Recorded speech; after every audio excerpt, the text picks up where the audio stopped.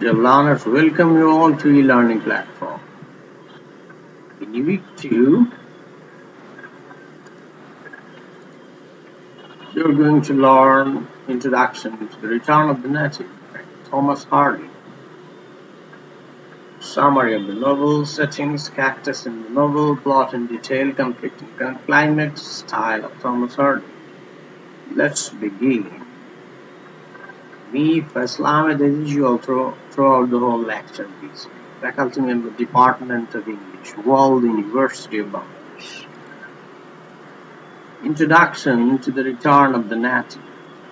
The Return of the Native is Thomas Hardy's sixth published novel.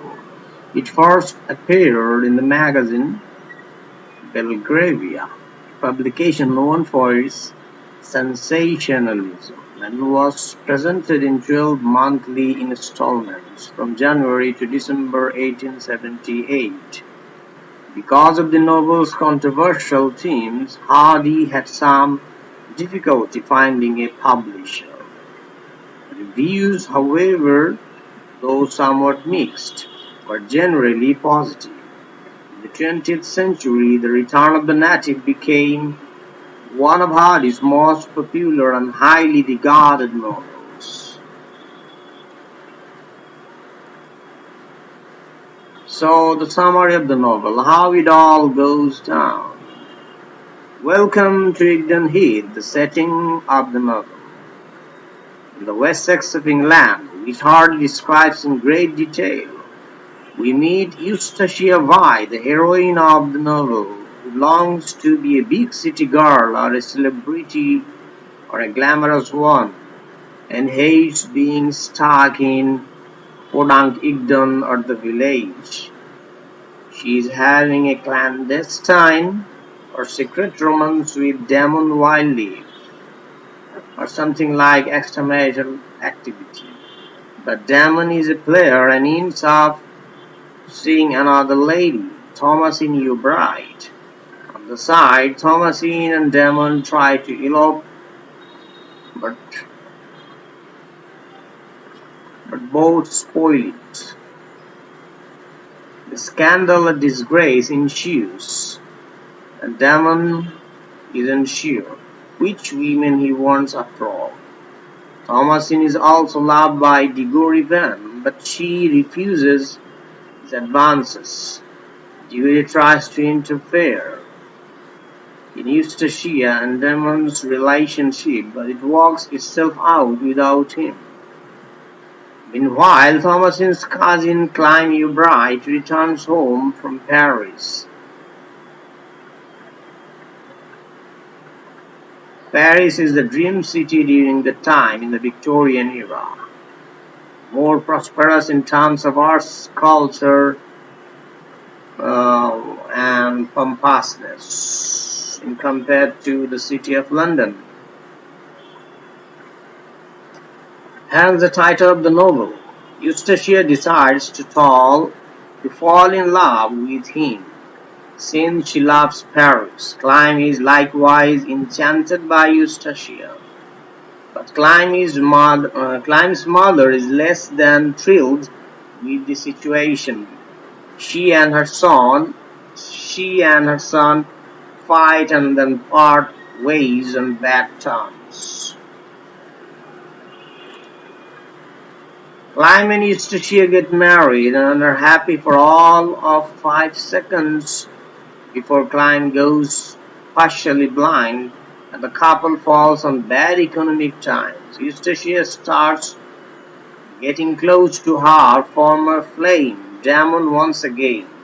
Yes, Mrs. Bright tries to make amends with her son, but a series of misunderstandings leads to her death.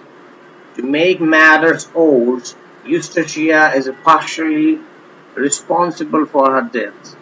After a tense period, Clyme finds out what happened and has a horrible fight with Eustachia.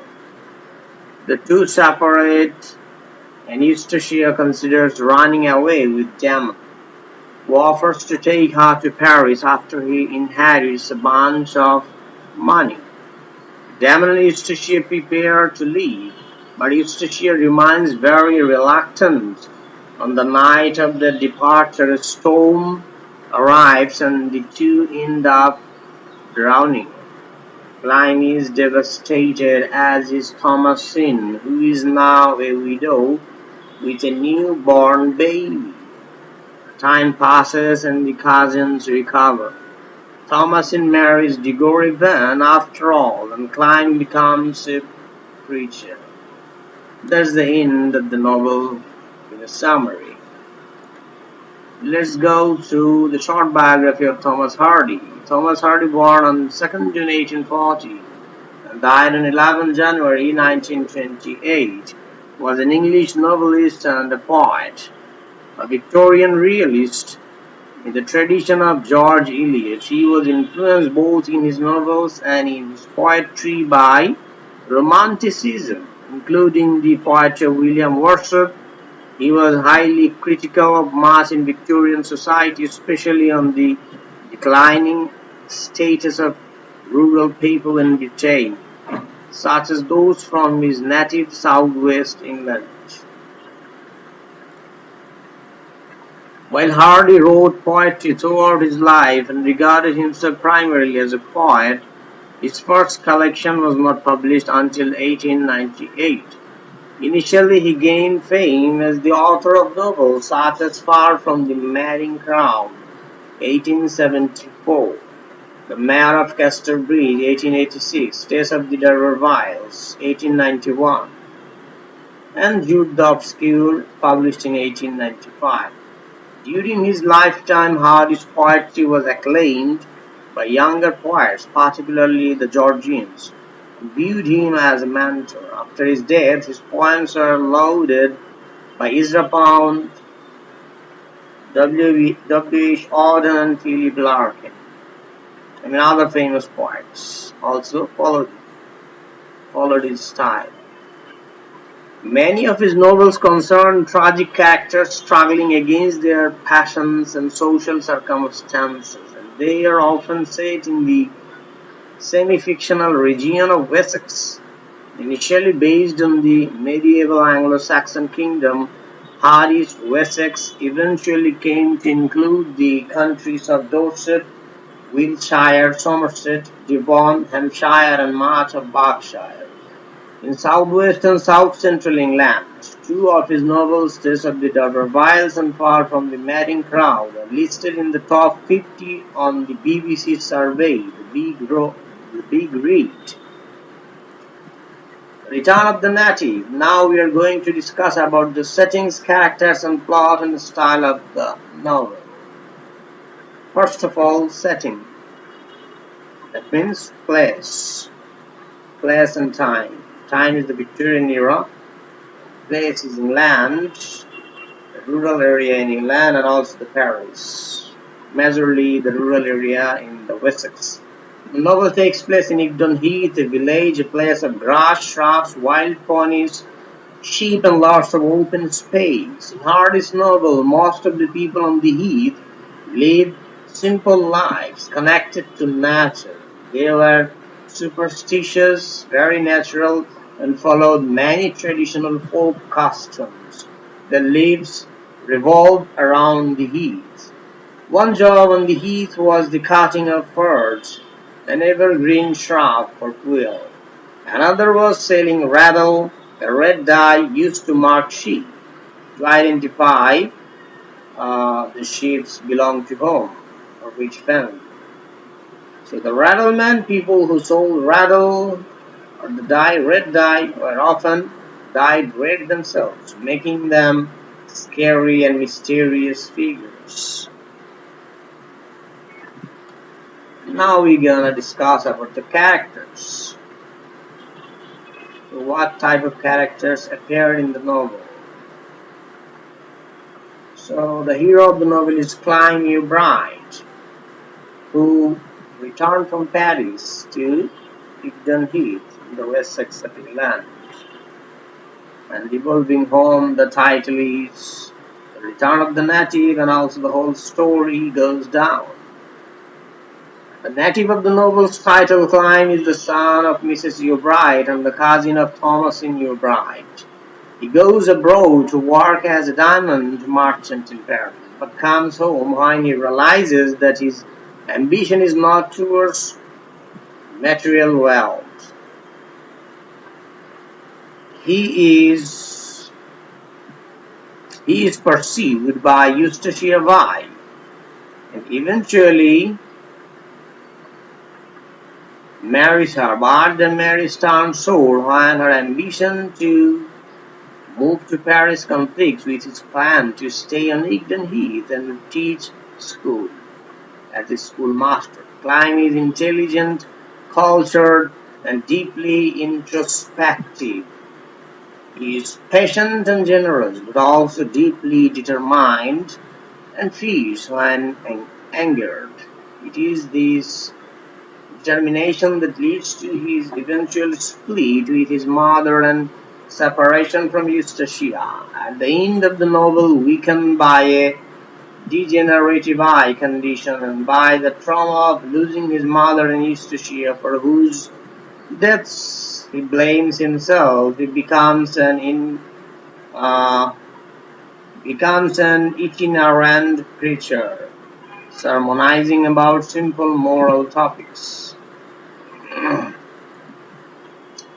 Eustachia born in the busy port town of Bournemouth, Eustachia is the heroine of the novel, and also became the became the wife of Klein, the hero. So born in the busy port town of Bournemouth and transplanted to Egdon Heath to live with her grandfather Eustachia, despises her grandfather. Eustachia despises the heath or hates the heath, village area, and searches for a way to escape to get a better life. The dreamy fairy city like Paris. However, even as she hates the heat, Eustachia seems in her deep, brooding passion to be a part of its wild nature. She has an amorous relationship with Demon Wildly, but enters into a tragic marriage with Klein Ubright when she realizes that he is the more interesting and urbane of the town of the two men. Diggory Van throughout most of the novel, Van works as a semi-nomadic rattleman. He travels throughout the region selling the dye that farmers use to mark their sheep.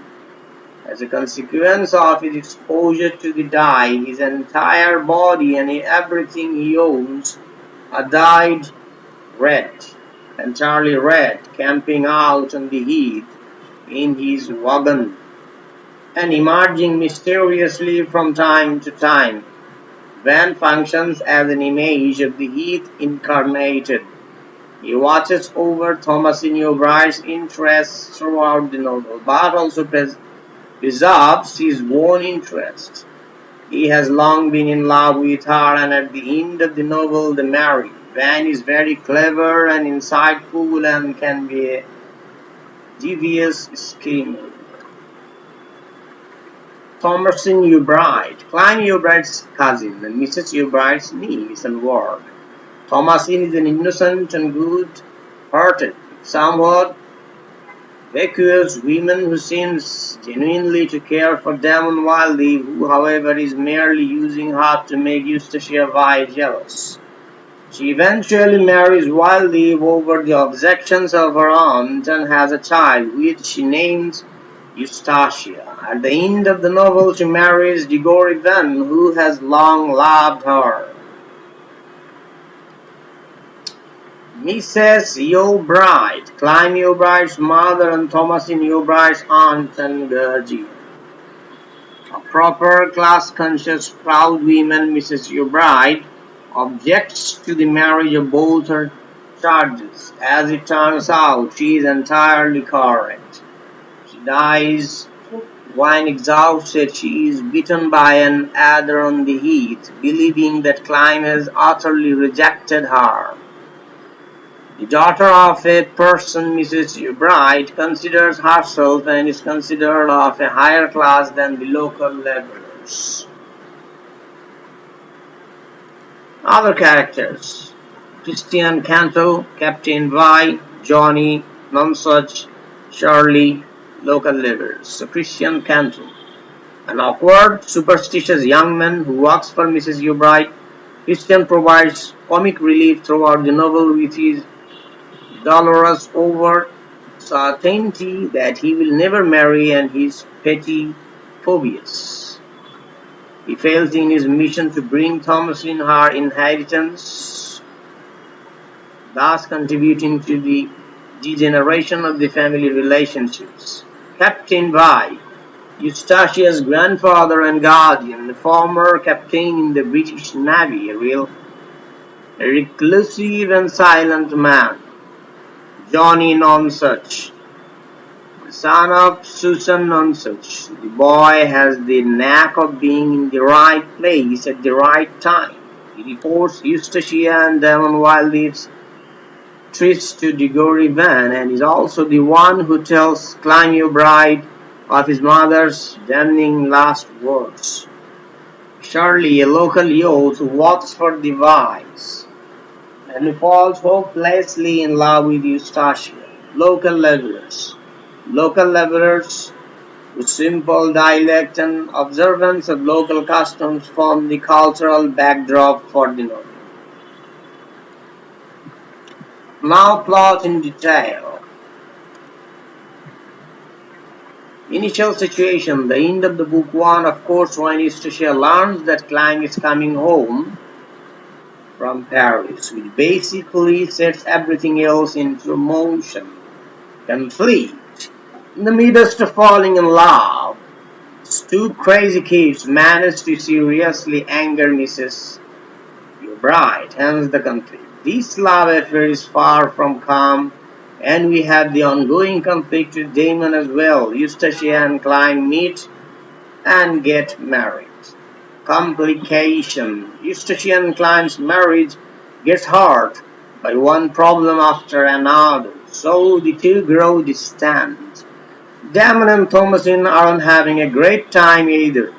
Mrs. Bright tries to give her relatives their inheritance, which of course goes badly from Eustachia and Klein's marriage until Mrs. Bright decides to pay a visit. Climax of the novel. Oh, the drama. This is the major turning point of the novel, and Mrs. Bright's death sets the stage for all that follows. Mrs. Bright tries to visit her son and ends up dying that night without ever reconciling with him. Reconciling with him. Suspense. The suspense is out of control here. Given Eustachia's crushing guilty secret and Klein's obsessive need to find out about his mother's death, immediately following Mrs. Bright's death until Eustachia leaves Klein's house after their fight. Denouement. It's all downhill in this section.